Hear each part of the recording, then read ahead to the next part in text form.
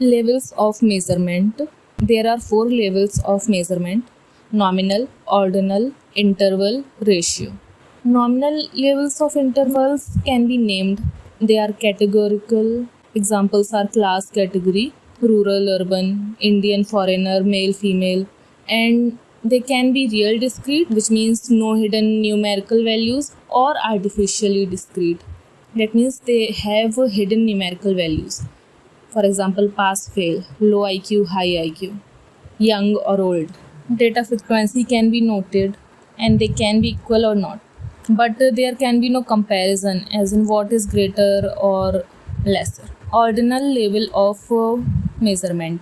It can be named and it can be in natural order. For example, rank order, non parametric, or magnitude. Preference of place, food, ranked, preference of colleges, real discrete. And artificially discrete, that is school grades, birth order, oldest to youngest. And the data is discrete, their frequency can be noted, median and percentiles can be calculated. It can be seen if one thing is greater or lesser than the other. Then interval level of measurement. It can be named. It will be in natural order. There will be equal interval between variables.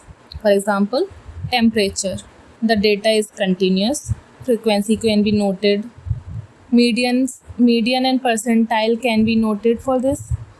Mean, standard error of mean, standard deviation can also be calculated for interval continuous data. It can be added or subtracted. It can be seen if it is equal to one another or greater or lesser than the other. Ratio levels of measurement. It can be named. It can be in natural order. There will be equal interval between variables. This kind of data has a true zero value. That means ratio between values can be calculated. For example, height. It is a continuous data. Frequency can be noted. Median and percentile, mean, standard deviation, standard error of mean can also be calculated. It can be added or subtracted. It can be divided or multiplied. It can be seen if it is equal to one another or greater or lesser than one another. So these are the levels of measurement. Nominal, it only have one quality, that it can be named. Ordinal, it has 2 qualities.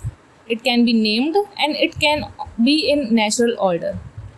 Then interval, it can be named, it can be in natural order, and it also has equal interval between variables.